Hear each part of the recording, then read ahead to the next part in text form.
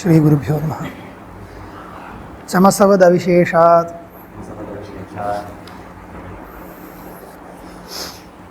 अत्र श्वेताश्वतरोपनिषद्गतं वाक्यं विषयः।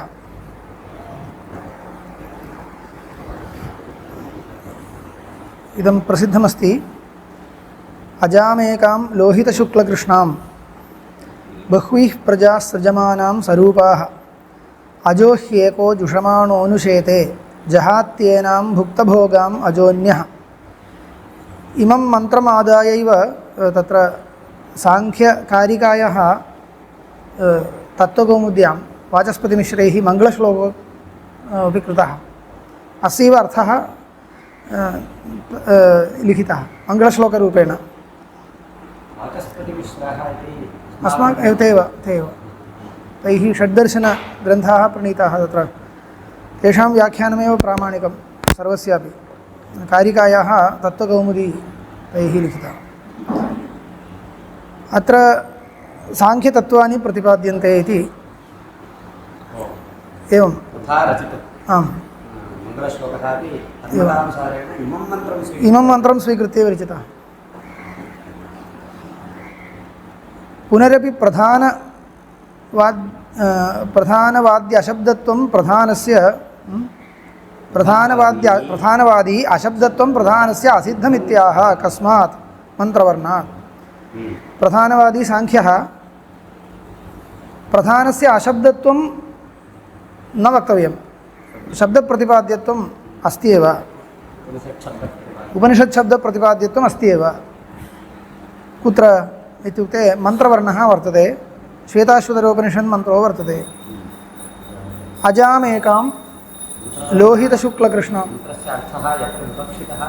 मन्त्रवर्णः इति तदेव। अजामेकां लोहितशुक्लकृष्णां बह्वीः प्रजाः सृजमानां स्वरूपाः अजो ह्येको जुषमाणः अनुशेते जहाति एनां भुक्तभोगाम् अजोन्यः इति। अत्र अजाशब्देन न जायते इत्यजा इति व्युत्पत्त्या अचेतनं प्रधानम् अभिधीयते इति यौगिकार्थः सङ्गच्छते। रूढार्थस्तु न सङ्गच्छते। रूढार्थस्तु युष्माकमपि न सङ्गच्छते, कस्यापि न सङ्गच्छते। अजा अजा अजः अजा न लोके अजा इति का उच्यते। रूढिस्तत्रैव तत् न गृह्यते, न सङ्गच्छते। अतः यौगिकः अर्थः ग्राह्यः। यौगिकार्थश्च गृह्यमाणः सन् कथं ग्राह्यः? लोहितशुक्लकृष्णाम् इत्यस्ति। एतेपि लाक्षणिकाः शब्दाः। लोहितशब्देन वर्णविशेषः उच्यते, शुक्लशब्देन वर्णविशेषः उच्यते, कृष्णशब्देनापि वर्णविशेषः उच्यते। एतैः शब्दैः सत्त्वरजस्तमो गुणाः लक्ष्यन्ते। आम्, तर्हि त्रिगुणात्मकम् अचेतनप्रधानम् अत्र उच्यते इति लभ्यते। अत्र हि मन्त्रे लोहितशुक्लकृष्णशब्दैः रजस्सत्त्वतमांस्यभिधीयन्ते। अभिधीयन्ते इत्युक्ते लक्ष्यन्ते इत्येव। लोहितशब्देन रजोगुणः, शुक्लशब्देन सत्त्वगुणः, कृष्णशब्देन तमोगुणश्च। तर्हि त्रिगुणात्मकम् अचेतनप्रधानम् अजाशब्देन गृह्यते। लोहितं रजः रञ्जनात्मकत्वात्, शुक्लं सत्त्वं प्रकाशात्मकत्वात्, कृष्णं तमः आवरणात्मकत्वात् इति। तेषां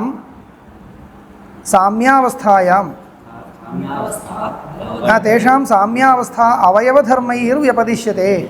तेषां सत्त्वरजस्तमो गुणानां साम्यावस्था खलु इयं मूलप्रकृतिः वर्तते। सा मूलप्रकृतिः स्व अवयवधर्मैः, अवयवभूतैः धर्मैः,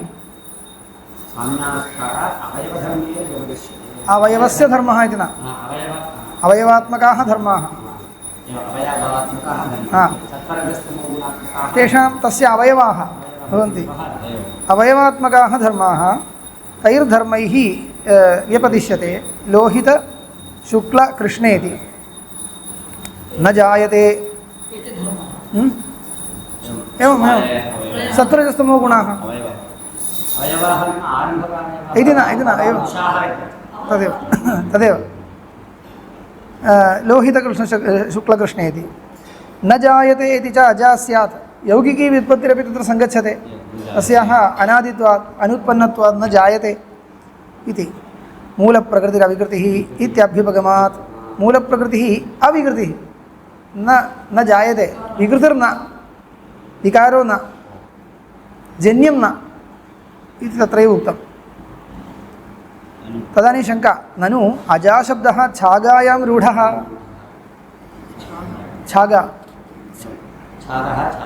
छागा इति वस्तुगत्या छागी इति अस्ति अमरकोशे छागा इति नास्ति परन्तु शाबरभाष्ये शाङ्करभाष्ये च छागा इति ताबन्तः दृश्यते आबन्तः दृश्यते अतः अजादिगणे अस्य पाठः वक्तव्यः इति शाबरभाष्येपि अस्ति छागायाम् इति छागा इति अस्ति अमरकोशरीत्या चेत् छाग्याम् इति वक्तव्यम् अस्तु छागायाम् इति प्रयोगः अस्ति तदनुसारेण गणे पाठः कर्तव्यः छागायां खलु अजाशब्दप्रसिद्धः रूढः अस्ति इति चेत् बाढं यौगि समुदायशक्तिः तत्रैव सा तु रूढिः इह नाश्रयितुं शक्या विद्याप्रकरणात् विद्याप्रकरणे तस्याः अजायाः किं कार्यं नास्ति अतः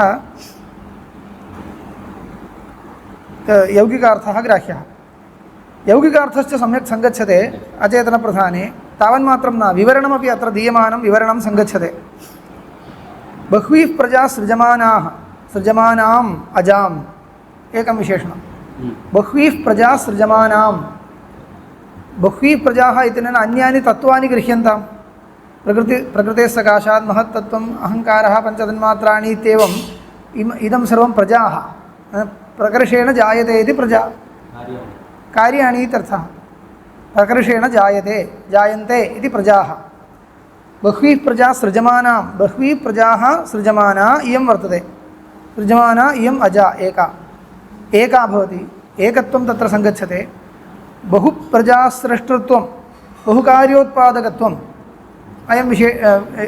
इदं विशेषणं तदपि सङ्गच्छते सरूपाः बह्वीः प्रजाः सरूपाः बह्वीः प्रजा इत्युक्ते स्वकीयसमानरूपवत्यः प्रजाः समानरूपं त्रिगुणात्मकत्वं त्रिगुणात्मकत्वेन इमाः सर्वाः सरूपाः भवन्ति इत्युक्ते महत्तत्त्वम् अहङ्कारः पञ्चतन्मात्राणि पञ्चमहाभूतानि एतत् सर्वं त्रिगुणात्मकं तर्हि सरूपत्वं वर्तते समानधर्मकं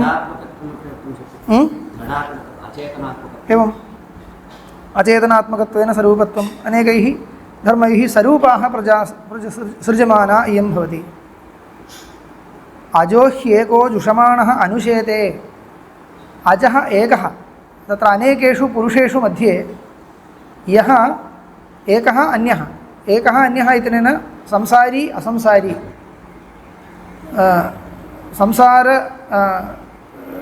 संसारभोगेच्छावान् भोगेच्छारहितः भोगी अभोगी भोगी विरक्तः एवं स्वीक्रियताम् तत्र भोगी किं करोति तां जुषमाणः अनुशेते तां प्रीयमाणः तां प्रीणयन् सेवनं कुर्वन् जुषप्रीणने जुषमाणः तां सेवमानः ताम् अनुशेते जहात्येनां भुक्तभोगाम् अजो अन्यस्तु विरक्तः पुरुषः एनां जहाति स्वतन्त्रो भवति इत्येवं बन्धमोक्षव्यवस्थार्थं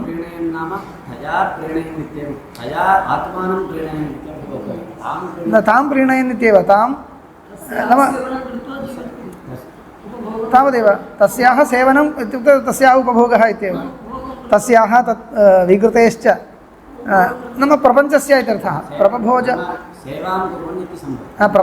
प्रपञ्चं सेवमानः इत्यर्थः प्रपञ्चं सेवमानः इति लोके विषयसेवा इति उच्यते खलु विषयान् सेवमानः विषयाः सर्वेपि अस्य मूलप्रकृतेः विकारभूता एव अनुशेते जहात्येनां भुक्तभोगाम् अजो अन्यः अजः भुक्तभोगाम् एनां जहाति।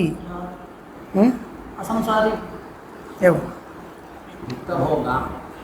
भुक्तः भोगः यस्यां भुक्तः भोगः भुक्तभोगाम् इत्यत्र कश्चित् क्लेशो भवति।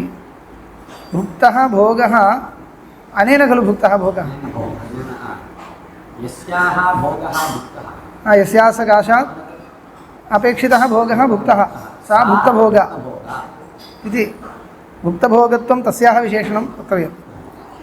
भुक्तभोगां तां जहाति इति एवं रीत्या अर्थोपि सङ्गच्छते। तर्हि किं भवति पूर्वाधिकरणापेक्षया विशेषः पूर्वाधिकरणे किम् अव्यक्तमिति पदमात्रम् आसीत्। तत्र पदमात्रं श्रूयते इति कृत्वा भवदीयं तत्त्वमेव उच्यते इति निर्धारयितुं न शक्यते इत्युक्तम्। अत्र तथा न, तस्य स्वरूपवर्णनमपि कृतमस्ति, तदपि तेषाम् अनुकूलमेव अस्ति खलु। स्वरूपवर्णनं यत् कृतं तत् तेषाम् अनुकूलमस्ति इति कृत्वा अत्र विशेषो वर्तते। अतः पुनः पृच्छति इत्युक्ते प्रत्युदाहरणसङ्गतिः इति। सा च बह्वीः प्रजास्त्रैगुण्यान्विताः जनयति तां प्रकृतिम् अजः एकः पुरुषः जुषमाणः प्रीयमाणः सेवमानः अनुशेते तामेव अनुशेते नाम अनुगच्छति तामेव अविद्यया आत्मत्वेन उपगम्यते सुखी दुःखी मूढोऽहम् इत्येवम् अविवेकितया संसरति इत्यर्थः अनुशेते इत्यस्य। अविद्यावशात् नाम विवेकाभावात् अविद्यावशात् नाम अयमन्यः अहमन्यः इति मम स्वरूपम् अन्यादृशमिति असङ्गं स्वरूपं मम वर्तते इति विवेकः यावत्पर्यन्तं न जायते तावत्पर्यन्तं ताम् अनुगच्छति। अन्यः पुनरजः पुरुषः उत्पन्नविवेकज्ञानः विरक्तः जहात्येनां प्रकृतिं भुक्तभोगां कृतभोगापवर्गां परित्यजति। किं कृतं पुरुषस्य कृते कृतभोगापवर्गा पुरुषस्य कृते भोगोपि अनया एव क्रियते अपवर्गार्थम् अपवर्गोपि अनया एव क्रियते। कथम् इत्युक्ते ततः बहिरागमनेन सम्बन्धपरित्यागेन पुरुषस्य अयं मां नापेक्षते भेदज्ञानोत्पादकत्वेनापि मूलप्रकृतेः परिणामभूतस्य अन्तःकरणस्य परिणामः खलु भेदज्ञानमपि। ज्ञानं प्रकृतेः परिणामः अन्ततो गत्वा अन्तःकरणपरिणामः परम्परया पुरुषस्य कृते तत्त्वज्ञानं जनयति अनन्तरं तां ततः सम्बन्धं विच्छेद्य बहिरागच्छति इत्येवं रीत्या मोचयति पुरुषं स्वसकाशात् मोचयति इति भुक्तभोगाम् इत्यस्य कृतभोगापवर्गां भुक्तशब्दस्य कृतः इति अर्थः स्वीकर्तव्यः। तर्हि अन्वयो भवति भुक्तः नाम कृतः भोगः अपवर्गश्च यया सा भुक्तभोगापवर्गा भुक्तभोगा तदानीम् अन्यथा क्लेशो भवति विग्रहे। सा न भोक्त्री पुरुषः खलु भोक्ता। जीवेन भुक्तः भोगः यस्याः यस्यां वा तां जीवेन भुज्यमानाम् अन्यः परमात्मा विभाति। तथा अस्ति वा? तत्रत्य टिप्पण्यामस्ति जीवेन कृतः कथमस्ति जीवेन भुक्तः भोगः यस्याः अथवा यस्यां वा तथा अस्तु पूर्वोक्तरीत्या तदपि सङ्गच्छते। षष्ठी चेत् सम्बन्धसामान्यम् उचितसम्बन्धं स्वीकृत्य योजयितुं शक्यते इति परित्यजति मुच्यते इत्यर्थः। तस्मात् श्रुतिमूलैव प्रधानादिकल्पना कापिलानामिति कापिलानां कल्पना कपोलकल्पना न श्रुतिमूला एव कल्पना। एवं प्राप्ते ब्रूमः सिद्धान्तः आरभ्यते। नानेन मन्त्रेण श्रुतिमत्वं साङ्ख्यवादस्य शक्यम् आश्रयितुं न ह्ययं मन्त्रः स्वातन्त्र्येण कञ्चिदपि वादं समर्थयितुम् उत्सहते। अयं मन्त्रः कस्यापि वादस्य किमुच्यते कस्यापि पक्षस्य वस्तुगत्या समर्थको न भवति। अयं मन्त्रः कोऽपि पक्षः अनेन मन्त्रेण केवलेन अनेन मन्त्रेण समर्थयितुं न शक्यते इति। अस्माकं पक्षोपि अनेन मन्त्रेण समर्थयितुं न शक्यते, वाक्यशेषादिना समर्थयितुं शक्यते। विशिष्य किमपि तत्त्वम् अत्र बोध्यते इति नाम वेदान्ततत्त्वम् अत्र नोच्यते, अचेतनप्रधानमेव उच्यते इति वक्तव्यं खलु। तदर्थं किमपि नियामकं नास्ति। यतोहि अत्र अस्मदभिमता माया उच्यते इति स्वीक्रियताम्। एवमेव योजनं कर्तुं शक्यते। निगमकम् अस्माकम् अस्ति वा? न तस्य विनिगमकमस्ति वा? तदपि नास्ति खलु। अस्माकं तु अचेतनप्रधानम् अन्यत्र कुत्रापि नोक्तम् इति कथने एव तात्पर्यम्। इदानीम् तस्य नित्यत्वम् अत्र अजा इति शब्देन माया स्वीक्रियते इति मन्यताम्। एवमेव भवता यथा योज्यते मयापि तथैव योजयितुं शक्यते। तर्हि स्वतन्त्रं प्रधानम् उच्यते इति अत्र प्रतीयते वा? तथा किमपि न प्रतीयते।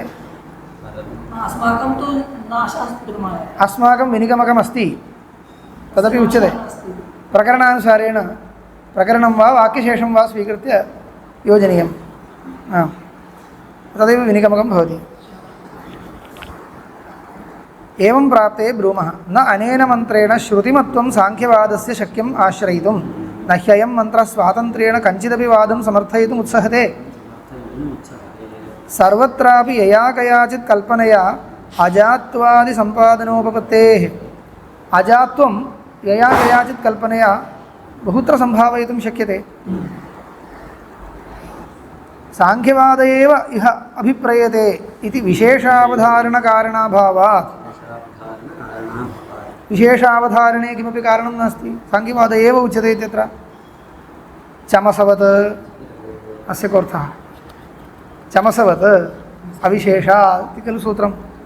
चमसवत् इत्युक्ते यथा हि अर्वाग्बिलश्चमस ऊर्ध्वबुध्नः इत्यस्मिन् मन्त्रे इदं मन्त्रवाक्यम्।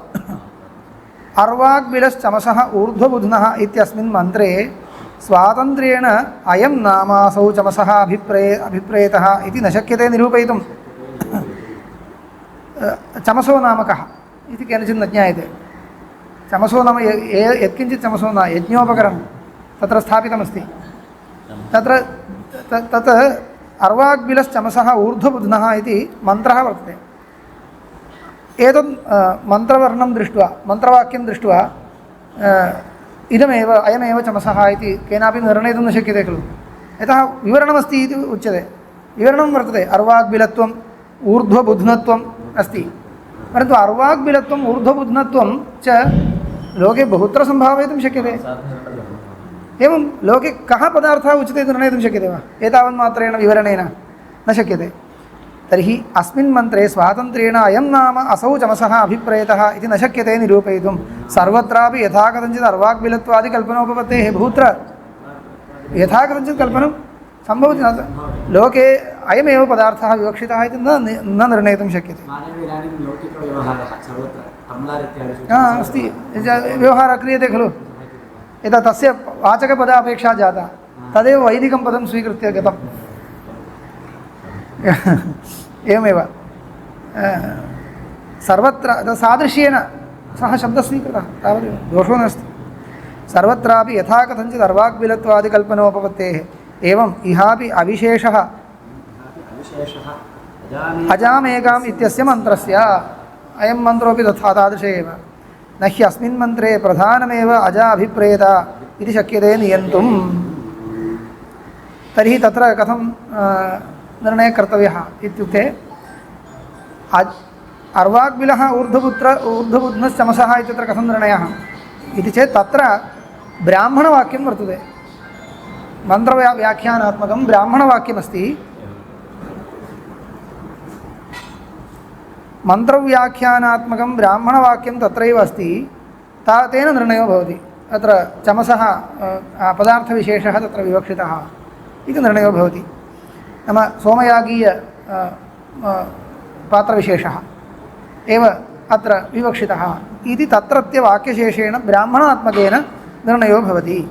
तत्र तु इदं तच्छिर एष ह्यर्वाग्बिलश्चमस ऊर्ध्वबुध्नः इत्यादि वाक्यशेषात् चमसविशेषप्रतिपत्तिर्भवति। तर्हि अत्र कथम्? इह तु पुनः केयमजा प्रतिपत्तव्या? अजा का प्रतिपत्तव्या? इह अजा इति का प्रतिपत्तिः तत्र इदं तच्छिरः इति वाक्यं बृहदारण्यके अस्ति तद् भिन्नं वाक्यं भिन्नं वाक्यम् उपनिषत्सन्दर्भे एवम् एवम् इदं ब्राह्मणवाक्यं पूर्वतनं मन्त्रवाक्यम् इति अत्र ब्रूमः तर्हि अत्र तद्वदेव अत्रापि निर्णयः कर्तव्यः खलु इत्युक्ते अत्र सिद्धान्ते द्वेधा निर्णयः बृहदारण्यकं नाम ब्राह्मणात्मकमेव मन्त्रोऽपि अस्ति मध्ये मध्ये भवति मध्ये भवति ईशावास्योपनिषदे मन्त्रात्मिका बृहदारण्यकं ईशावास्ये सर्वेपि मन्त्राः बृहदारण्यकं तु मिश्रितं तैत्तिरीयमपि तथैव खलु तथैव भवति तत् शिष्टप्रसिद्ध्यनुसारेणैव शुक्लत्वं तेषां तस्मात् शुक्लत्वं सत्यं परन्तु अस्ति भाति तत् किं कः मन्त्रः किं ब्राह्मणमिति तु शिष्टप्रसिद्ध्या एव वक्तव्यम् इत्यपि अत्र इदानीं सिद्धान्तनिर्णये का तर्हि इयमजा इत्यत्र द्वेधा निर्णयः अस्ति द्वेधा नाम एवं वा तथा वा इति सूत्रकारेण तु वाक्यशेषं स्वीकृत्य वाक्यशेषं नाम तत्रत्य वाक्यशेषो न प्रत्यभिज्ञया अन्यत्र विद्यमानं वाक्यं स्वीकृत्य निर्णयः कृतः सूत्रकारेण भाष्यकारैस्तु प्रकरणानुसारेण प्रकारान्तरेण निर्णयः क्रियते ज्योतिरुत उपक्रमादु तथा ह्यधीयत एके अत्र ब्रूमः ज्योतिरुपक्रमादु तथा ह्यधीयत एके इति परमेश्वरादुत्पन्ना ज्योतिः प्रमुखा तेजोबन्नलक्षणा चतुर्विधस्य भूतग्रामस्य प्रकृतिभूता इयम् अजा प्रतिपत्तव्या न प्रकृतिभूता इयम् अजा प्रकृतिभूतेयमजा प्रकृतिभूता इयम् अजा प्रतिपत्तव्या तत्र छान्दोग्ये प्रसिद्धाः छान्दोग्ये प्रसिद्धाः इत्येव वक्तव्यं तेज आदयः त्रयः तेजोबन्नलक्षणा तेजः खलु आरम्भे अस्ति तेजः उपक्रमे अस्ति तत्र तेजः इति अभिप्रेत्य ज्योतिश्शब्दः अत्र सूत्रकारेण प्रयुक्तः तर्हि ज्योतिरुपक्रमा इत्युक्ते ज्योतिः उपक्रमे यस्याः सा ज्योतिरुपक्रमा तेजोबन्नलक्षणा अजा इत्युक्ते किमपि नास्ति तेजः जलं पृथिवी तेजः आपः पृथिवी एतत्त्रयम् अत्र अजाशब्देन ग्राह्यम् इति सूत्रकाराणाम् अभिप्रायः अस्ति परमेश्वरादुत्पन्ना ज्योतिः प्रमुखा तेजोबन्नलक्षणा चतुर्विधस्य भूतग्रामस्य प्रकृतिभूता इयम् अजा अत्र प्रतिपत्तव्या तुशब्दः अवधारणार्थः भूतत्रयलक्षणा एव इयम् अजा विज्ञेया न गुणत्रयलक्षणा गुणत्रयलक्षणा मूलप्रकृतिः अत्र न विज्ञेया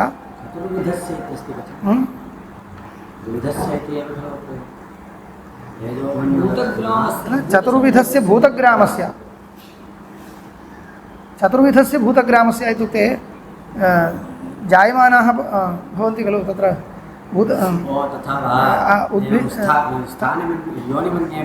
तत्र तदेव चतुर्विधं भूतग्रामम् इत्युच्यते जरायुज अण्डज स्वेदज ते उद्भिज्जम् इति एते एव चतुर्विधस्य भूतग्रामस्य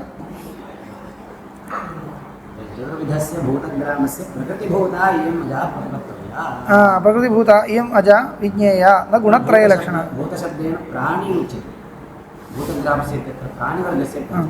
प्राणिवर्गस्य एवं पञ्चभूतमिति प्राणिवर्गस्य अस्तु तेषां जायमानत्वात् अजात्वं नास्ति किल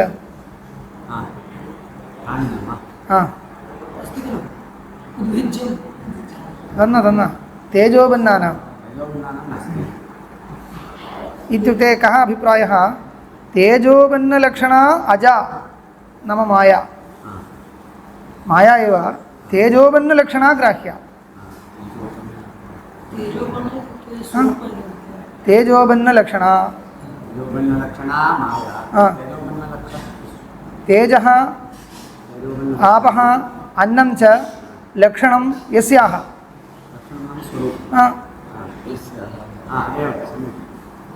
जायमानत्वेन तद्वत् भवति खलु तेजोबन्नवती माया ग्राह्या साक्षात् तेजः किमर्थं तथा एवम् उच्यते इत्युक्ते अत्रत्य वर्णनं तत्र घटते इति अजामेकां लोहितशुक्लकृष्णाम् इत्यस्ति यदग्ने रोहितं रूपम् इत्यादिना तत्र एते वर्णाः तेजोबन्नानाम् उक्ताः छान्दोग्ये तस्मात् तद्वशात् तत् प्रतिभिज्ञायते तर्हि अत्र गुणत्रयं नोच्यताम् गुणत्रयं यदि वक्तव्यं तर्हि किं व्यवहितलक्षणा वक्तव्या अत्र तु रोहितं रूपं साक्षात् शक्यार्थ एव ग्रहीतुं शक्यते लोहितशुक्लकृष्णाम् इत्यस्ति लोहितशुक्लकृष्णां लोहितशब्देन लोहितगुणवान् ग्राह्यः तावदेव सा व्यवहितलक्षणा नास्ति सा निरूढलक्षणा अन्यथा तु लोहितशब्देन किञ्चित् रजोगुणः ग्राह्यः इत्युक्ते व्यवहितलक्षणा खलु सा साङ्ख्यमते इदानीं तु रोहितशब्देन लोहितरूपं गृह्यते लोहितरूपवत् द्रव्यं किं तेजः एवं शुक्लरूपवत् द्रव्यं आपः कृष्णरूपवत् पृथ्वी एते ग्राह्याः अस्ति तथैव अस्ति सत्यम् एवं तथा ह्येके शाखिनस्तेजोबन्नानां परमेश्वराद् उत्पत्तिमाम्नाय एके शाखिनः के छन्दोगाः तेजोबन्नानां परमेश्वराद् उत्पत्तिमाम्नाय तेषामेव रोहितादिरूपवत्ताम् आमनन्ति यदग्ने रोहितं रूपं तेजसस्तद्रूपं यच्छुक्लं तदपां यत्कृष्णं तदन्नस्य इति तान्येव इह तेजोबन्नानि प्रत्यभिज्ञायन्ते उतः रोहितादिशब्दसामान्यात् शब्दोऽपि स एव अस्ति इत्युक्ते ते एव इह प्रत्यभिज्ञायन्ते रोहितादीनां च शब्दानां रूपविशेषेषु मुख्यत्वात् भाक्तत्वाच्च गुणविषयत्वस्य भवता तु रोहितादिशब्दाः गुणविषयकाः सत्वरजस्तमो गुणपराः नेतव्याश्चेत् लक्षणा वक्तव्या भवति अत्र तु शक्त्या एव ग्रहीतुं शक्यन्ते तर्हि तेषामेव प्रथमतः प्रतिभिज्ञा भवति असन्दिग्धेन च सन्दिग्धस्य निगमनं न्याय्यं मन्यन्ते शाखान्तरस्थं भवतु तथापि तद् असन्दिग्धम् इदं च सन्दिग्धम् असन्दिग्धेन सन्दिग्धस्य निर्णयः कर्तव्यः अत्र किं वर्ण्यते इति न ज्ञायते अस्तु किं वर्णनं कीदृशमस्ति ओ एवं वर्णनमस्ति वा इदं वर्णनं कुत्र अन्यत्र अस्ति कस्य वर्णनम् अस्ति इत्युक्ते तेजोबन्नानां वर्णनं वर्तते तर्हि किं जातम् अजाशब्देन इदानीमपि माया एव उच्यते परन्तु माया तेजोबन्नात्मिका उच्यते गुणत्रयलक्षणा मूलप्रकृतिः इतिवत् तेजोबन्नलक्षणा माया उच्यते एतेषामपि मूलभूतं तत्त्वं माया सा उच्यते इति कथने कोऽपि क्लेशो नास्ति तर्हि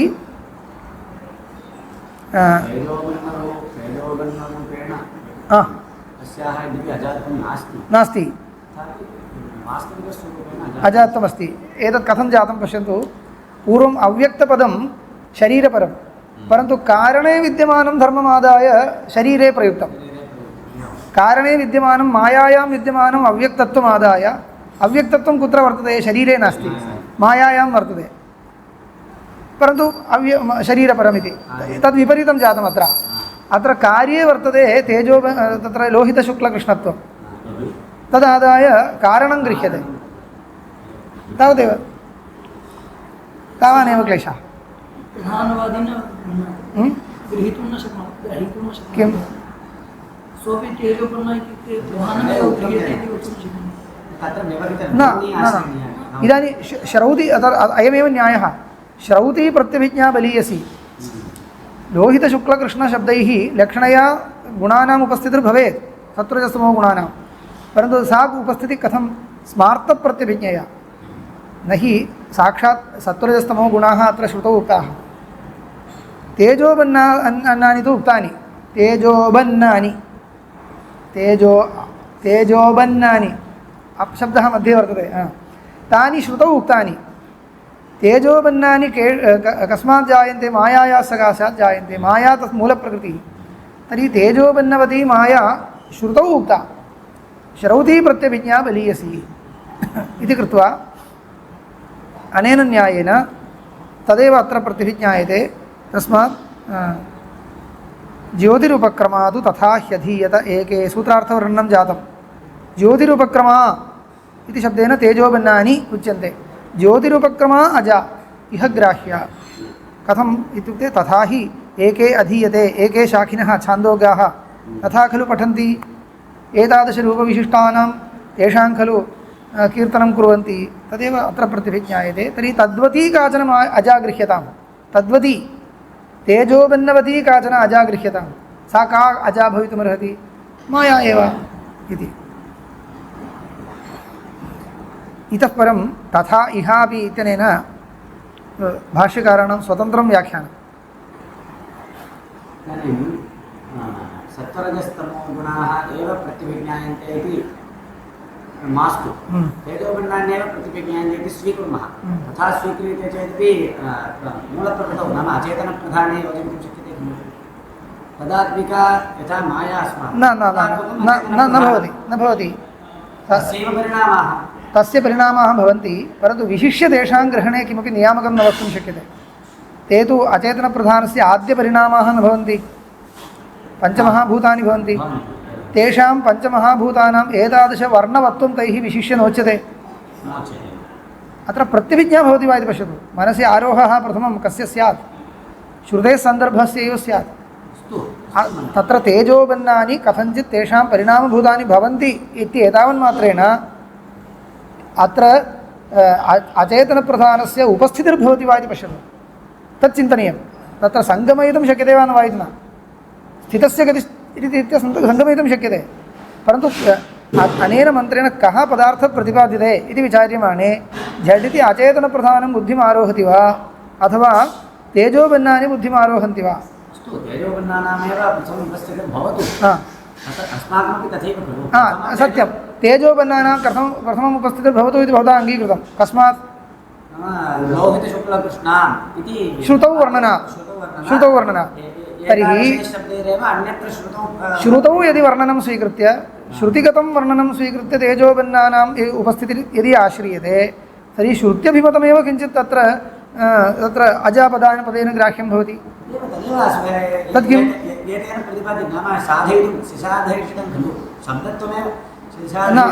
न श्रुतौ तेजोबन्नानां कारणत्वेन कः पदार्थः उक्तः सत्पदार्थ एव तत् प्रकारान्तरेण निराकृतमस्ति अचेतनप्रधानस्य ग्रहणं निराकृतमस्ति वस्तुगत्या अत्र तेजोबन्नानां कारणत्वेन सत्पदार्थः परमात्मा एव उक्तः तर्हि परमात्मा अत्र ग्राह्यः इत्येव भाति खलु तेजोबन्नलक्षणः सत्पदार्थः ग्राह्यः सत्पदार्थो ग्राह्यः इत्येव भवति इत्येव छान्दोग्यात् यदि गृह्यते तर्हि तथा प्रष्टव्यं तेजोबन्नवान् सत्पदार्थः सोऽपि अजः इदं तेजोबन्नानि यानि भवन्ति तत् मायाकार्याणि खलु मायाकार्याणि इत्येव आम् तर्हि मायाकार्याणि इत्युक्ते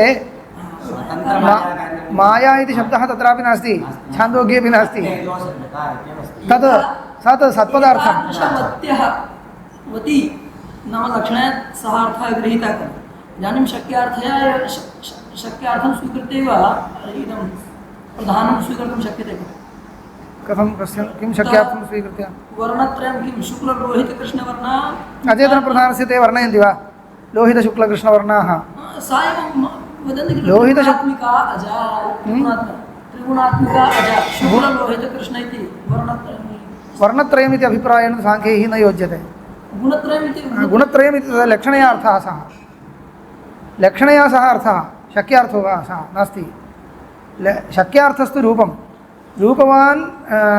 रूपवन्तः पदार्थाः त्रयपदार्थाः छान्दोग्यात् प्रतिभिज्ञाताः इतः परं तद्वान् कश्चन अजापदार्थः ग्राह्यः तद्वान् सः अजापदार्थः कः स्यात् अजपदार्थः अजापदार्थः इति सम्यगेव अजा शब्दस्य अर्थः इति अजा इति पदस्य अर्थः अजापदार्थः इति दुष्टप्रयोगो न अजा इति पदम् अजापदस्य अर्थः कः ग्राह्यः इत्यपेक्षायां श्रुतिसम्मत एव कश्चित् पदार्थो ग्राह्यो भवति अस्तु श्रुतिसम्मतपदार्थः माया वा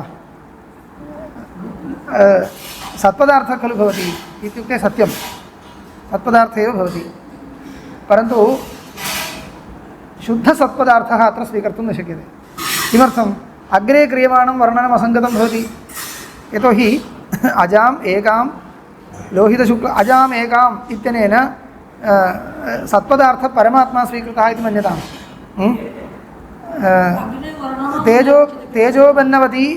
तेजोबन्नवान् परमात्मा स्वीकृतः इति मन्यताम् अग्रे वर्णनं सङ्गच्छते वा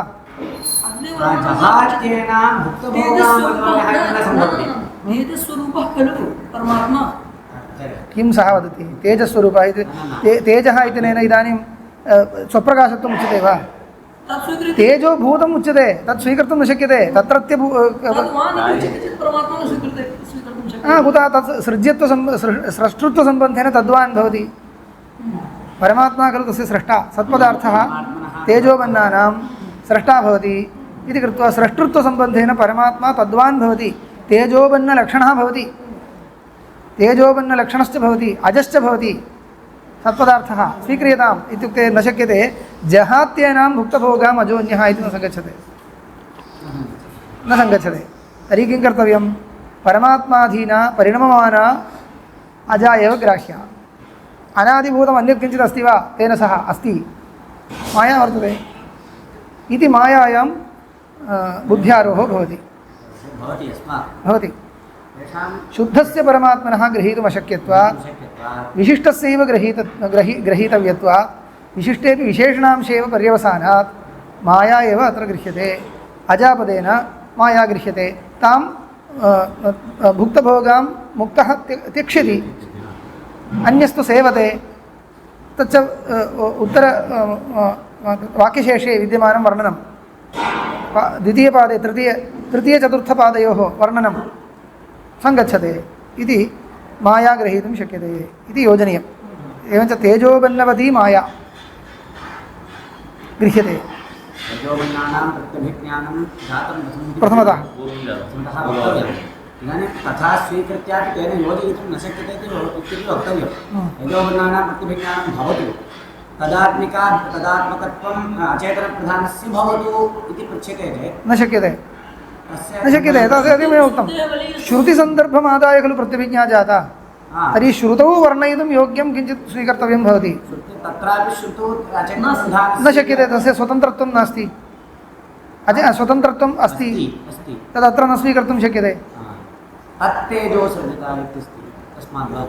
तत् इदानीं सत्पदार्थः खलु अन्ततो गत्वा लभ्यते सत्पदार्थ एव कीदृशः अत्र कारणं भवति सत्पदार्थः न तु शुद्धः किन्तु मायोपहितः इति वक्तव्यम् अचेतनप्रधानोपहितः इति वक्तुं शक्यते वा अचेतनप्रधानोपहितः परमात्मा इत्युच्यते चेत् तदा अचेतनप्रधानं न भवति कुतः स्वतन्त्रत्वाभावः स्वतन्त्रत्वं नास्ति सः सन्दर्भः योजयितुं न शक्यः एवं श्रुतिसन्दर्भं स्वीकृत्य त्वया अचेतनप्रधानस्य ग्रहणं कर्तुं न शक्यते इति तत्रैव समर्थितम् ईक्षत्यधिकरणे प्रधानोपहितः सत्पदार्थः स्रष्टा न भवति तर्हि प्रधान उपहितत्वं उच्यते तर्हि प्रधानस्य स्वतन्त्रत्वं गतम्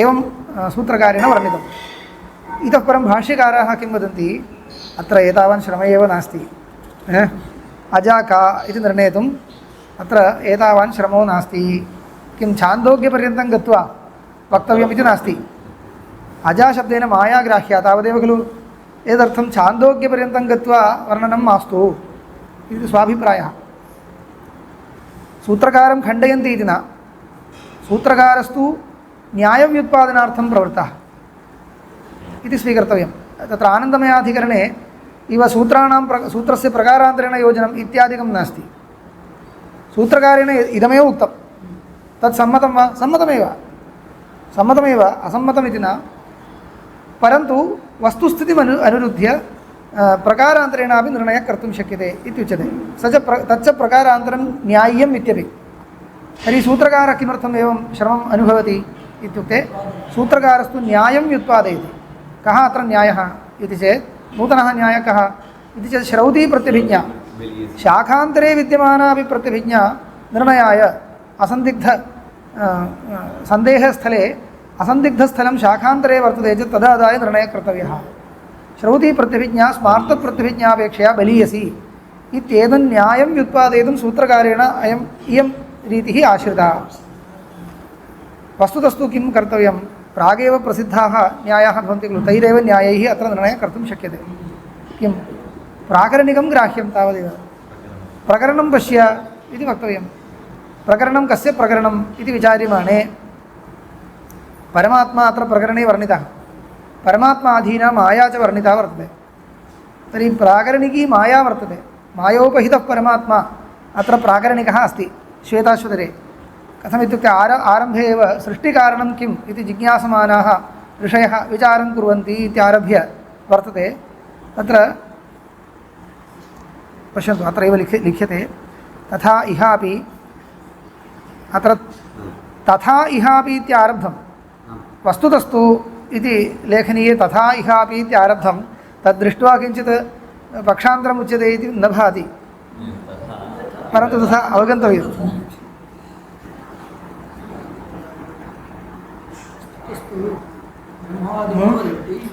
इहापि ब्रह्मवादिनो वदन्ति ब्रह्मवादिनो वदन्ति इति प्रकरणारम्भः किं वदन्ति किं कारणं ब्रह्म इत्युपक्रम्य अत्र ब्रह्मणः जगत्कारणत्वं निर्णीतवन्तः अतएव ब्रह्मवादिनः विचारं कुर्वन्ति कथं विचारं कुर्वन्ति इत्युक्ते ब्रह्म जगत्कारणमिति निर्णयं कृत्वा एव विचारं कुर्वन्ति ब्रह्म किं कारणं ब्रह्म इत्युक्ते ब्रह्म कथं कारणं भवति इति ब्रह्म निर्गुणत्वात् कथं ब्रह्मणः जगत्कारणत्वम् इति तेषां जिज्ञासा आसीत्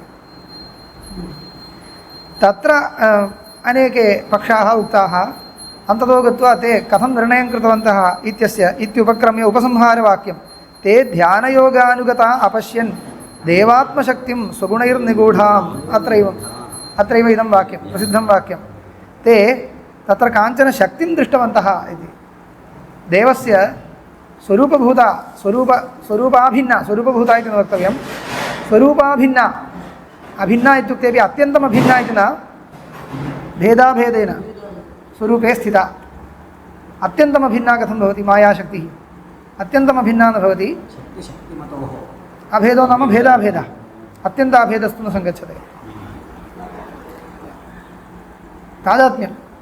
तादात्म्येन स्थिता काचन शक्तिरस्ति इति अपश्यन् इदानीं क्लेशो नास्ति सा शक्तिः एव परिणमते इति कल्पयितुं शक्यते खलु इत्येवं मायानिर्णयः क्रियते तैः ते ध्यानयोगानुगता अपश्यन् देवात्मशक्तिं स्वगुणैर्निगूढां स्वगुणैः अस्ति के गुणाः एतेव सत्वरजस्तमो गुणाः स्वगुणैर्निगूढाम् एवञ्च सत्वरजस्तमो गुणानां ग्रहणे अस्माकमपि कोऽपि विरोधो नास्ति परन्तु सत्वरजस्तमो गुणवती काचन अजा प्रतीयमाना स्वतन्त्रं वा अस्वतन्त्रं वा इत्येव विचारणीयम् तत्र निर्णयो जातः देवात्मशक्तिः इति कथनेनैव अस्वतन्त्रा इति ज्ञातं स्वतन्त्रं न तावत्य एव अस्माकं विद्वेषः साङ्ख्यैः सह देवात्मशक्तिम् इति कथनेनैव देवस्वरूपे तादात्म्येन स्थितां शक्तिम् अनेनैव ज्ञायते तत् स्वतन्त्रं वस्तुन्तरं न इति अपि च ब्रह्मणो जगत्कारणत्वं निश्चित्यैव तत् कथमिति जिज्ञासमानाः खलु अत्र प्रवृत्ताः तर्हि ते स्वतन्त्रम् अचेतनप्रधानमेव जगत्कारणम् इति प्रकारान्तरेण निर्णयं परिवर्तयन्ति वा ब्रह्मणो जगत्कारणत्वं ते निश्चितवन्तः अत एव ते ब्रह्मवादिनः ते निर्गुणस्य जगत्कारणत्वं कथम् इति जिज्ञासया विचारम् आरब्धवन्तः विचारम् आरभ्य ब्रह्म जगत्कारणं न किन्तु अचेतनप्रधानमेव इति निर्णयं कुर्वन्ति वा न तस्य जगत्कारणत्वं शक्तिविशेषमादाय सा च शक्तिः अस्वतन्त्रा इति सा एव इह अजा प्रतीयते इति स्वगुणैः युक्ता युक्तामिति तावदेव स्वगुणैर्युक्ताम् इति पारमेश्वर्याः शक्तेः समस्तजगद्विधायिन्याः वाक्योपक्रमे अवगमात् वाक्यशेषेऽपि मायान्तु प्रकृतिं विद्यान् मायिनन्तु महेश्वरम् इति यो योनिम् अधितिष्ठत्येकः इति च तस्याः एव अवगमात् न स्वतन्त्रा काचित् प्रकृतिः प्रधानं नाम अजा मन्त्रेण आम्नायते इति शक्यते वक्तुम् स्वतन्त्रं किमपि उच्यते इति न शक्यते प्रकरणात्तु सैव दैवी शक्तिः अव्याकृतनामरूपा नामरूपयोः प्रागवस्थानेनापि मन्त्रेण आम्नायते इत्युच्यते प्रकरणबलात् सैव दैवी शक्तिः अव्याकृतनामरूपा नामरूपयोः प्रागवस्थानेन प्रागवस्था अनेन मन्त्रेण आम्नायते प्रागवस्थानेन इति अन्वयो न भवति प्रागवस्था अनेन मन्त्रेण आम्नायते इत्युच्यते तस्याश्च स्वविकारविषयेण त्रैरूप्यम् उक्तं स्वविकारविषयेण त्रैरूप्येण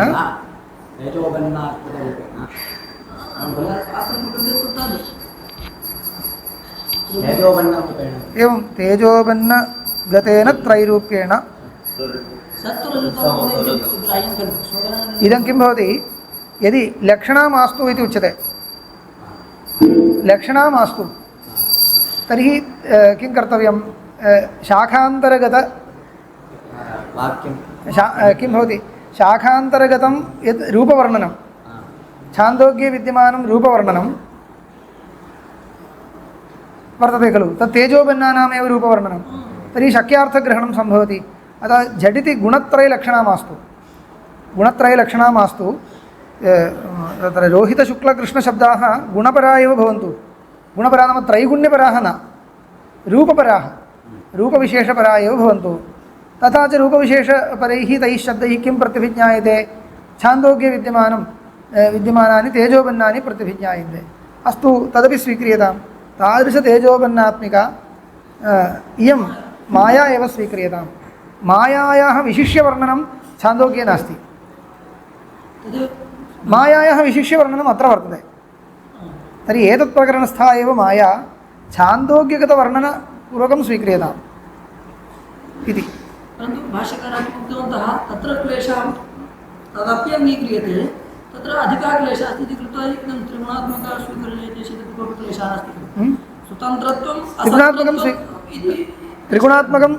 त्रिगुणात्मिका माया स्वीक्रियते चेत् क्लेशो नास्ति सत्वरजस्तमो गुणात्मिका परन्तु लक्षणया वक्तव्यं तदानीं तत्र नास्ति आग्रहो नास्ति तावदेव लक्षणया वा तथा वा स्वीक्रियताम् तत्र विनिगमकमेव नास्ति उभयतः स्वीकर्तुं शक्यते उभयत्र क्लेशः भिन्नः यदि सत्वरजस्तमो गुणाग्राह्यः तर्हि लक्षणा कर्तव्या तत्र क्लेशः यदि शक्यार्थो गृह्यते तर्हि शाखान्तरमादाय प्रतिभिज्ञा सम्पादनीया तर्हि यथा कथञ्चित् स्वीक्रियताम् इत्येव मायायां पर्यवसानं भवेत् तावदेव कथं पुनस्तेजोबन्नानां त्रैरूप्येण त्रिरूपा अजा प्रतिपत्तुं शक्यते यावता न तावत् तेजोबन्नेषु आकृतिरस्ति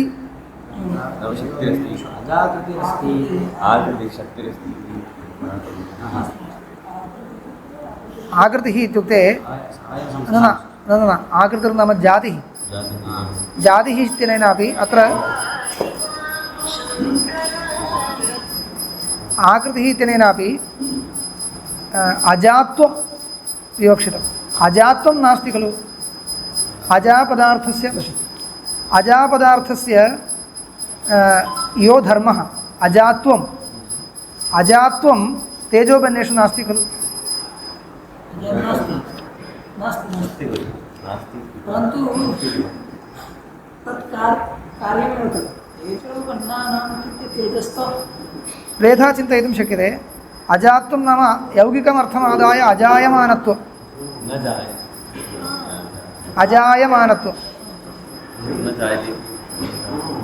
अन्यश्च अर्थः रूढिमादाय अजात्वम् अजा इति जन्तुविशेषः तत्र विद्यमानम् अजात्वम् अस्ति वा तेजोबन्नेषु नास्ति परन्तु कथं पुनस्तेजोबन्नानां त्रैरूप्येण त्रिरूपा अजा प्रतिपत्तुं शक्यते तेजोबन्नानां त्रैरूप्यमस्ति त्रैरूप्यमस्ति तावतापि कथम् अजात्वं नास्ति किल तत्र इति कथं पुनस्तेजोबन्नानां त्रैरूप्येण त्रैरूप्यमात्रेण त्रिरूपा अजा प्रतिपत्तुं शक्यते तेजोबन्नानि अत्र गृह्यन्ते इति कथं प्रतिपत्तुं शक्यते तेजोबन्नेषु अजात्वं नास्ति किल इति यावता न तेजोबन्नानाम् अजा आकृतिरस्ति अजा आकृतिः इति न द्वयं विवक्षितम् इति मया तदेव उक्तम् इदानीम् अजायमानत्वधर्मः तदपि नास्ति लोके विद्यमान अजायां विद्यमानधर्मः अजात्वं जन्तुधर्मः अजात्वं तदपि नास्ति खलु द्वयमपि नास्ति एतत् द्वयोरन्यतरं खलु अजापदस्य प्रवृत्तिनिमित्तं द्वयमपि नास्ति इति न च तेजोबन्नानां जातिश्रवणात् अजादिनिमित्तः अपि अजाशब्दः सम्भवति जातिश्रवणात् इत्युक्ते उत्पत्तिश्रवणात् इत्यर्थः तेजोबन्नानां जातिश्रवणात् अजादिनिमित्तः अजादिशब्देन अजन्म अनुत्पत्तिः तत्प्रवृत्तिनिमित्तः जातः अनुत्पत्तिः उत्पत्त्यभावः खलु अजाशब्दस्य प्रवृत्तिनिमित्तं यौगिकं पश्यामश्चेत् यौगिकार्थो भवति अनुत्पद्यमानत्वं अजातनिमित्तोऽपि अजाशब्दः अनुत्पत्तिनिमित्तोऽपि सुलभं खलु उक्तं नाम परिणामाः तत्परिणामयः तेजोबन्नाः न इदानीं तेजोबन्नेषु प्रथमतः अजात्वम् आलोचनीयं तत् कथमिति विकारत्वात् उच्यते तावदेव यद्यपि स्वरूपतः नास्ति किन्तु तत् कारणस्य अस्ति इत्यतः एवम् अजायते शक्यते इदानीं स्वरूपेणैव वक्तुं यत्नः क्रियते कल्पनोपदेशाच्च मध्वादिवदविरोधः कल्पनोपदेशाच्च मध्वादिवत् विरोधः मध्वादिवदविरोधः मधुविद्या एवं कल्पनोपदेशः अयं नायम् अजाकृतिनिमित्तः अजाशब्दः नापि यौगिकः किं तर्हि कल्पनोपदेशः अयम् अत्र जन्तुः वर्तते खलु अजा इति तस्याः या आकृतिः तन्निमित्तः अजाशब्दः अत्र न प्रयुक्तः यौगिकोऽपि न तेजोबन्नेषु अजाशब्दः कथं प्रयुज्यते इत्येव प्रश्नः इदानीं किं जन्तुधर्मः अजात्वं तत्र अस्ति इति कृत्वा वा न अजायमानत्वम् अस्ति इति कृत्वा वा तदपि न कथं तर्हि कल्पनोपदेशः औपचारिकप्रयोगः कथं तर्हि इत्युक्ते गौणप्रयोगः इति कथं तर्हि कल्पनोपदेशोऽयम् अजारूपक्लुप्तिः तेजोबन्नलक्षणायाश्च तेजोबन्नलक्षणायाः चराचरयोनेः उपदिश्यते अजारूपकक्लुप्तिः अजारूपककल्पनम् इदानीम् अजाशब्दस्य रूढार्थः एव गृह्यताम् रूपकविधया अत्र उपयुज्यते यथा कश्चन अजः काचन अजा जन्तुः तमेव रूपकत्वेन स्वीकृत्य अत्र कल्पनया तत्त्वोपदेशः क्रियते इति एकः अजः जुषमाणः अजाम् अनुशेते अन्यः अजः तां त्यजति इति लोके जन्तूनां व्यवहारः भवति वैराग्यं नाम एतादृशं वैराग्यमिति न अनिच्छामात्रेण त्यजति इच्छया अजः अजाम् अनुशेते अन्यः अजः अनिच्छया त्यजति इति यथा लोके तद्वत् कल्पनोपदेशः अयम् एवं स्वीक्रियताम् इति अजारूपककृतिः तेजोबन्नलक्षणायाश्चराचरयोनेः उपदिश्यते यत्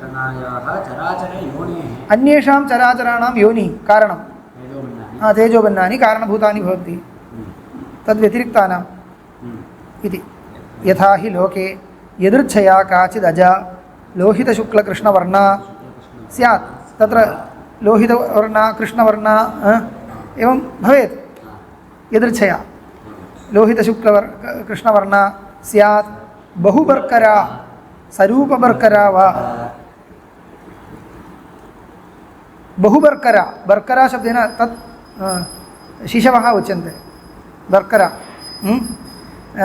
सरूपां सृजति इति उच्यते खलु वक्तव्यं खलु बह्वी प्रजा सरूपां प्रजां सृजमाना इति अस्ति खलु तद् योजनाय उक्तं बहुबर्करा सरूपबर्करा वा तां च कश्चिदजः जुषमाणः अनुशयीत कश्चिच्च एनां भुक्तभोगां जह्यात् कश्चिदजः जह्यात् एवं इयमपि तेजोबन्नलक्षणा भूतप्रकृतिः त्रिवर्णा बहु सरूपं चराचरलक्षणं विकारजातं जनयति अविदुषा च क्षेत्रज्ञेन उपभुज्यते विदुषा च परित्यज्यते इति। अविदुषा तत्त्वज्ञानरहितेन अविरक्तेन सेव्यते विरक्तेन उपेक्ष्यते इति आलङ्कारिकभाषया तत्र रूपकं कृत्वा श्रुत्या उपदिष्टम्। तेजोबन्नलक्षणा माया इत्येव, परन्तु तेजोबन्नानि खलु उपस्थापितानि साक्षात्। तेजोबन्नानां इदं स्वरूपं वक्तव्यमिति कृत्वा यत्नः कृतः तावदेव।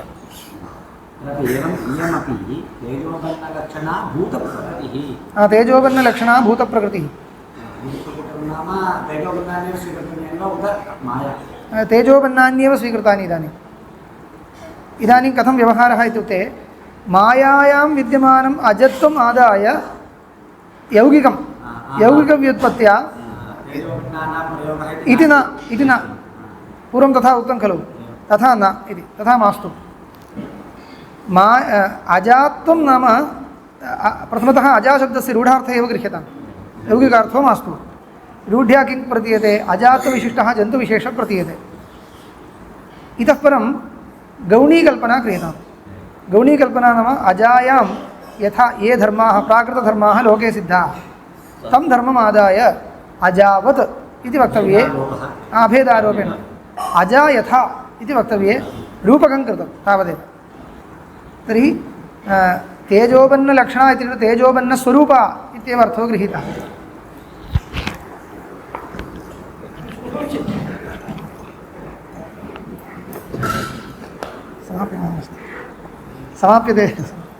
समाप्यमानमस्ति।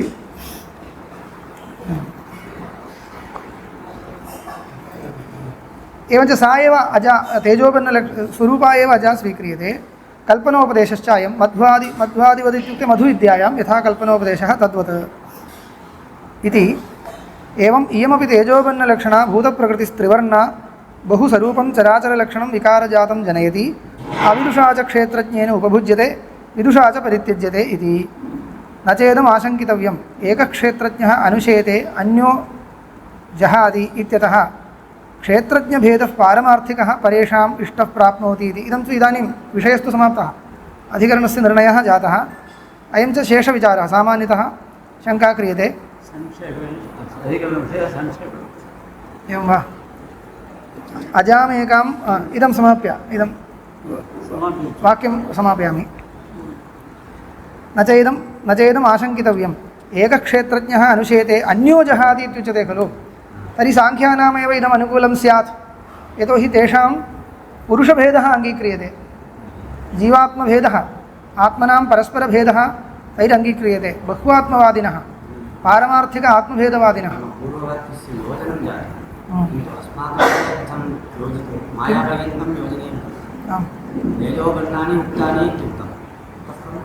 न तेजोबन्नानां चराचरप्रकृतित्वमस्ति, अवान्तरप्रकृतित्वमस्ति। तेषां स्वरूपम् इत्थं वर्णयितुं शक्यते, कल्पनोपदेशेन वर्णयितुं शक्यते, कल्पनया उपदेष्टुं शक्यते। एवं स्वरूपम् अजां दृष्टान्तीकृत्य इव वर्णनं कर्तुं शक्यते। तावता पर्याप्तं।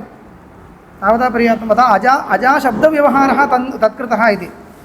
तेजोबन्नेषु अजाशब्दप्रयोगः एवं एतदर्थं कृतः इत्येव। परन्तु तत्र तृतीयचतुर्थपादयोः यद्वर्णनमस्ति तत् साङ्ख्यानाम् अनुगुणं खलु इति शङ्का। यतोहि एकः अनुशेते अन्यो जहाति इत्युक्ते जीवभेदः पारमार्थिकः तैः स्वीक्रियते, अस्माकं तु आत्मभेदः पारमार्थिको नास्ति इति स्थिते एतद् युज्यते वा इति। औपाधिकभेदमादाय समाधानं वक्तव्यं, तदर्थं क्लेशः कोऽपि नास्ति। तदर्थं पृच्छति। एकक्षेत्रज्ञः अनुशेते अन्यो जहाति इत्यतः क्षेत्रज्ञभेदः पारमार्थिकः परेषाम् इष्टः प्राप्नोति। परेषाम् इष्टः साङ्ख्यानाम् इष्टः, सः तवापि प्राप्नोति इति। न हि इयं क्षेत्रज्ञभेदप्रतिपादयिषा, किन्तु बन्धमोक्षव्यवस्था प्रतिपिपादेशा त्वेषा अत्र क्षेत्रज्ञभेदस्तु उच्यते परन्तु सः अत्र प्रतिपिपादेशितो नास्ति तत्र तात्पर्यं नास्ति बन्धमोक्षव्यवस्था यदि वक्तव्या तर्हि लोकसिद्धम् आत्मभेदम् अनूद्य बन्धमोक्षव्यवस्था क्रियते आत्मभेदो वर्तते इति प्रतिपादने तात्पर्यं नास्ति आत्मभेदस्तु लोके सिद्धः उपाधिकः वर्तते अहमन्यः सः अन्यः इति तर्हि तं लोकसिद्धम् आत्मभेदम् आदाय कश्चित् बद्धः कश्चित् मुक्तः तत् किं कृतम् अविद्यासम्बन्धेन बद्धः अविद्या विलयेन मुक्तः इत्येवं बन्धमोक्षव्यवस्था प्रतिपिपादेशा केवलं वर्तते इति एषा प्रसिद्धं तु भेदमनूद्य बन्धमोक्षव्यवस्था प्रसिद्धं तु भेदमनूद्य प्रसिद्धं लोकसिद्धं भेदम् अनूद्य बन्धमोक्षव्यवस्था प्रतिपाद्यते भेदस्तु उपाधिनिमित्तो मिथ्याज्ञानकल्पितो न पारमार्थिकः एको देवः सर्वभूतेषु गूढः सर्वव्यापी सर्वभूतान्तरात्मा इत्यादि श्रुतिभ्यः इत्यादि प्रसिद्धं मध्वादिवद अविरोधः इत्यस्ति सूत्रे तस्य व्याख्यानं मध्वादिवत् यथा आदित्यस्य अमधुनो मधुत्वं छान्दोग्ये मधुविद्या इति उपासनं पूर्वमपि आगतं देवताधिकरणे मध्वादिष्वसम्भवात् अनधिकारं जैमिनिः इत्यत्र सा एव मधुविद्या तत्र आदित्यस्य मधुत्वं कल्पितं प्रकल्प्य उपासनम् अदृष्टार्थं विहितमस्ति तदत्र अनूद्यते परामर्श्यते मध्वादिवत् इति आदित्यस्य अमधुनो मधुत्वं वाचश्च अधेनोर्धेनुत्वं वाचं धेनु उपासिता इत्यत्र तत्रैव अन्यत्र छान्दोग्ये वाचश्च अधेनोर्धेनुत्वं द्युलोकादीनां च अनग्नीनाम् अग्नित्वम् इत्येवं जातीयकं कल्प्यते अत्र सर्वांशेन दृष्टान्तो नायं तद्वदत्र इत्युक्ते तद्वदत्र उपासनं विवक्षितम् इति नास्ति तत्र तु उपासनाप्रकरणम् उपासनार्थम् अदृष्टार्थं तत् कल्पनं तत् तत्त्वबोधनाय किञ्चित् कल्पितमिति न उपासनार्थं तथा चिन्तनीयम् इति अदृष्टार्थं कल्पनं वर्तते तथा चिन्तनेन अदृष्टद्वारा फलं च उच्यते अत्र तु बुद्ध्युपारोहार्थं कल्पनमित्येव अदृष्टार्थं कल्पनं न बुद्ध्युपारोहार्थं कल्पनम् इति वैलक्षण्यं तु अस्ति द्विलोकादीनां च अनग्नीनाम् अग्नित्वम् इत्येवं जातीयकं यथा उपासनार्थं तत्र कल्प्यते एवं तावदेव कल्प्यते खलु तावन्मात्रेण इत्येवं जातीयकं कल्प्यते एवम् इदम् अनजायाः अजत्वम् अनजायाः इत्युक्ते तेजोबन्नलक्षणायाः तेजोबन्नस्वरूपायाः अजात्वं कल्प्यते बुद्ध्युपारोहार्थं किं बन्धमोक्षव्यवस्था करणाय एवं कल्प्यते बन्धमोक्षव्यवस्था प्रतिपिपादेशिता वर्तते तदर्थम् इत्थं कल्प्यते इति तस्मात् अविरोधस्तेजोबन्नेषु अजाशब्दप्रयोगस्य किं तस्मात् अविरोधः तेजोबन्नेषु अजाशब्दप्रयोगः तेजोबन्नेषु अजाशब्दप्रयोगः कथम् इत्यत्र कोऽपि विरोधो नास्ति।